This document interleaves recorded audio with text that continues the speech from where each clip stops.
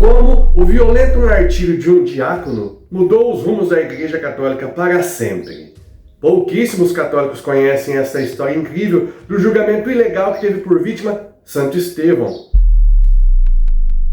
E menos ainda que o apóstolo São Paulo participou desse assassinato por apedrejamento. Por que o apóstolo fez isto? Porque a execução do primeiro mártir católico demonstra que a Igreja já enfrentava sérios problemas internos e externos já nos seus primeiros anos. Quais problemas eram esses que levaram a Igreja a criar o cargo de diácono, colocando Estevão em evidência? O que a morte violenta deste homem, que viveu num mundo hostil ao cristianismo, como o nosso, pode nos ensinar sobre a sobrevivência de nossa fé hoje, em nosso mundo moderno, que cada vez mais se mostra como uma cultura paganizada e também hostil ao catolicismo?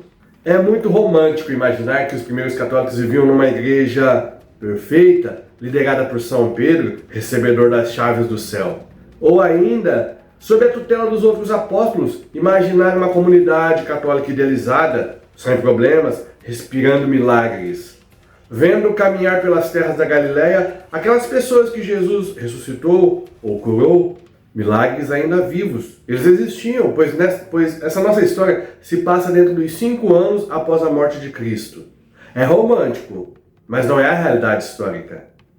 Tendemos a menosprezar o esforço que foi para esses primeiros católicos manterem sua fé intacta, sendo atacada por todos os lados. Como foi isso? Imagine assim: estamos em Jerusalém, dominada pelo Império Romano. Jesus tinha sido morto há pouquíssimo tempo. A comunidade católica está centrada nos apóstolos, sob a liderança de São Pedro. Está crescendo, apesar da estreita vigilância das autoridades da religião judaica. Esse crescimento vai, para o bem da verdade de Cristo, expandir-se para além das fronteiras dos judeus convertidos ao cristianismo, abraçando também os pagãos vindos do helenismo. E aqui teremos um problema. Veremos nascer uma queixa contra a administração rotineira dos apóstolos, narrada nos Atos dos Apóstolos. Tinha crescido muito o número dos discípulos, e as viúvas dos cristãos helenistas, que eram atendidas na partilha diária do pão, estavam sendo discriminadas, excluídas, quando se comparavam com as viúvas dos judeus convertidos. Não é de hoje a formação de grupinhos e panelinhas na igreja. Sempre os mesmos são convidados para proclamarem as leituras, sempre os mesmos convidados para auxiliar na procissão do ofertório. Já nesta fase da igreja embrionária, não era diferente. Onde tem pessoas, tem divergências. Porém, algo que parecia ser trivial, coisa boba, foi parar nos ouvidos dos santos apóstolos e sua decisão fará a igreja ser diferente. O que eles fizeram? O regime comunitário tinha criado problemas muito concretos, tanto administrativos como de distribuição, e os helenistas receavam ser tratados como cristãos de segunda categoria, particularmente no momento em que se distribuíam as ajudas. Essa questão do tratamento diferenciado entre recém-convertidos do judaísmo e recém-convertidos do paganismo helenista e judeus helenistas atingirá proporções perigosas. Isso culminará mais ou menos 3 ou 4 anos adiante numa disputa direta entre São Pedro e São Paulo e o importante Concílio de Jerusalém. Aliás, tem um vídeo aqui no canal onde eu analiso esse enfrentamento entre São Pedro e São Paulo e a tensão e o resultado criado por essa divergência de visões sobre como tratar os povos cristianizados. Se você nunca ouviu falar sobre o Concílio de Jerusalém, procure esse vídeo. Mas aqui, quanto ao serviço administrativo, os apóstolos tomarão uma atitude rápida e concreta. Então, para representar os interesses dos cristãos helenistas, os católicos helenistas, criaram um cargo na igreja para eles, de onde irá se agigantar Estevão. Em Atos 6, lemos que tinham surgido murmurações, muitas murmurações, reclamações dos cristãos helenistas contra os judeus. Os 12 convocaram então a multidão dos discípulos e disseram: não é conveniente que abandonemos a palavra de Deus para servir às mesas. Procurai antes entre vós, irmãos, 7 homens de boa reputação, repletos do Espírito e de sabedoria, e nós os encarregaremos dessa tarefa. Eles escolheram 7 homens de sabedoria e retidão: Estevão, Filipe, Prócor, Nicanor, Tímon, Parmenas e Nicolau. Os apóstolos oraram e impuseram as mãos sobre eles. Ritual que é feito ainda hoje quando um bispo sucessor dos apóstolos ordena um diácono. Esses diáconos representarão um vigor novo para a igreja e uma maior abertura para a universalidade. Este vigor novo vai ajudar em muito a construir a identidade católica neste período de perseguição. Perseguição dos judeus e perseguição dos romanos. Por falar em identidade católica, lembro que este projeto tem apoio cultural da Monte Petrino, camisetas católicas exclusivas. Mas por que Estevão atraiu a ira dos judeus? Estevão, cheio de graça e de poder, operava milagres e grandes sinais entre o povo. Sua pregação convertia muitos e isto provocou a ira da cúpula da religião judaica. Tentavam discutir com ele, mas sempre perdiam as discussões teológicas. Então, como rotineiro na história, partiram para as calúnias, corrupções e difamações, assim como acontece hoje, onde pegam aqueles que defendem a verdadeira religião e os chamam de antirreligioso e através de falsas denúncias os levam aos ministérios públicos e aos tribunais da grande mídia. Também fizeram com Estevão. Em Atos 6, lemos que alguns da Sinagoga dos Libertos subornaram algumas pessoas para afirmarem que Estevão estava pregando contra a lei de Deus e contra a lei de Moisés. Muito próximo das mesmas táticas usadas contra Jesus Cristo. Com as falsas acusações, conseguiram colocar o povo contra o diácono. Então, de improviso, com a ajuda do povo, dos anciãos e dos escribas, supostos intelectuais e juristas entendidos na lei de Moisés, o prenderam e o levaram ao sinédrio. Lá apresentaram testemunhas falsas que depuseram contra ele. O acusaram de difamar contra o templo e contra a lei de Moisés. Questionaram e deram-lhe a palavra para a defesa. Olha que situação terrível, defender-se de uma falsa acusação diante dos mesmos que condenaram Jesus à morte. E assim como no julgamento de Jesus, Estevão não terá chance contra testemunhas compradas, um júri parcial, tendencioso, movido pelo ódio. O belíssimo discurso que Estevão proferirá minutos antes de sua sentença de morte será sublime. Não vou citá-lo na íntegra, pois toma 54 versículos do capítulo 7. Mas você fortalecerá em muito sua identidade de católico se tirar 5 minutos para lê-lo hoje. Vou sintetizar a aula de história de religião que ele proferiu diante do sinédrio reunido. Quando o sumo sacerdote perguntou para ele se as acusações eram verdadeiras, ele traçou a história da salvação do povo de Deus. Estevão voltou ao princípio, relembrando da aliança de Deus com Abraão, o tempo da escravidão e sofrimento do antigo povo escolhido. Relembrou da aliança da circuncisão e da história do libertador Moisés.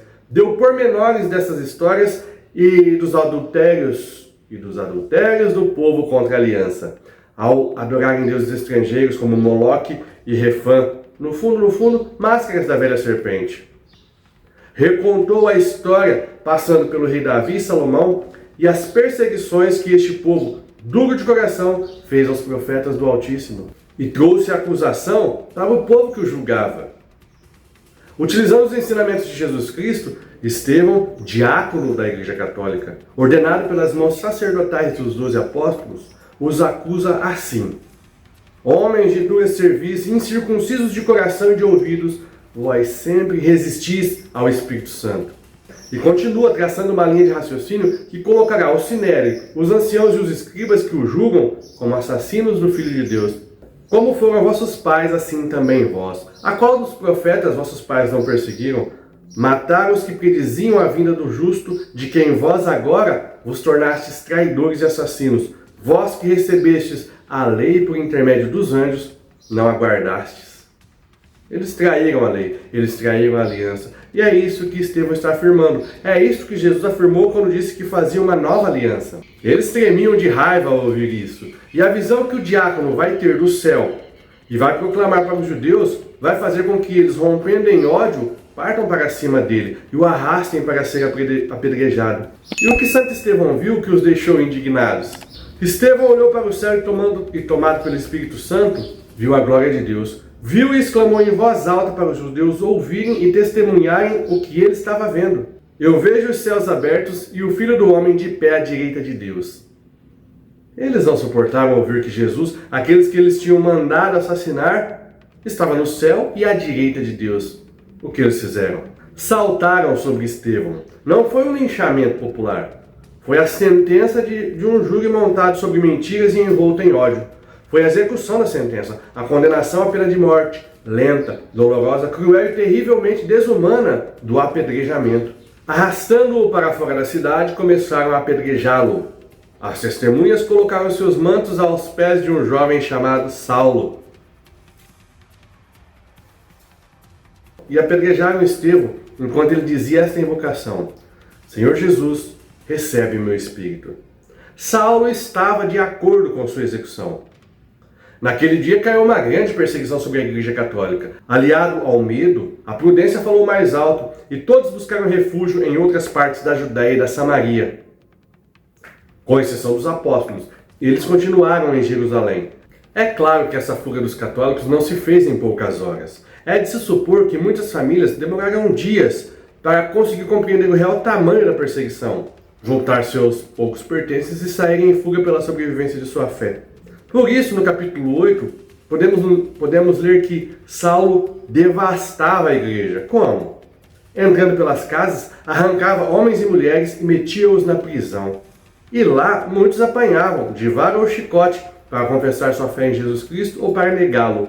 Nada diferente do que acontece ainda hoje nos calabouços de muitos governos autoritários anticristãos que existem espalhados pelo mundo. Quanto a Saulo, depois se converterá e se tornará um gigante da fé católica, ombreando, mas nunca sobrepujando a autoridade de São Pedro. A fuga dos católicos de Jerusalém vai espalhar o cristianismo pelo mundo, vai espalhar o catolicismo muito rapidamente, por onde eles forem. Esses dispersos levarão a boa nova da nova aliança para os confins da Samaria e mais além alcançarão Roma, capital do império. E essas perseguições ainda sobrevivem ou é coisa do passado?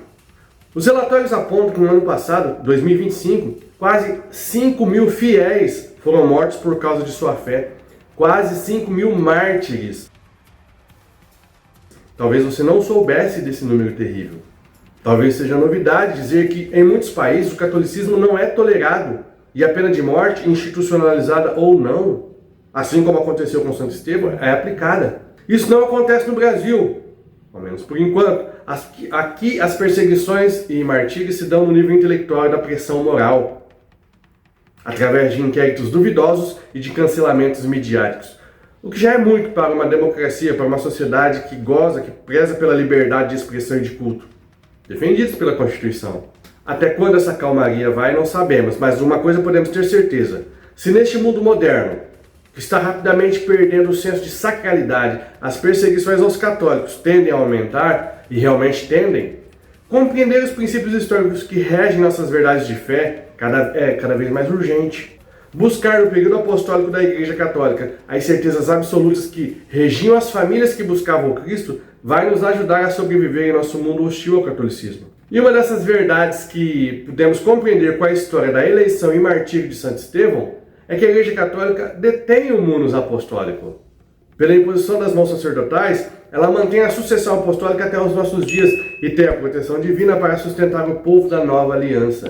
Se você concorda comigo que estamos vivendo tempos estranhos, de tirania das consciências e de verdades diluídas, já se inscreve no canal. Teremos vídeos toda semana. Já aproveita para ver esse vídeo aqui, onde eu analiso o enfrentamento de São Pedro e São Paulo no Concílio de Jerusalém.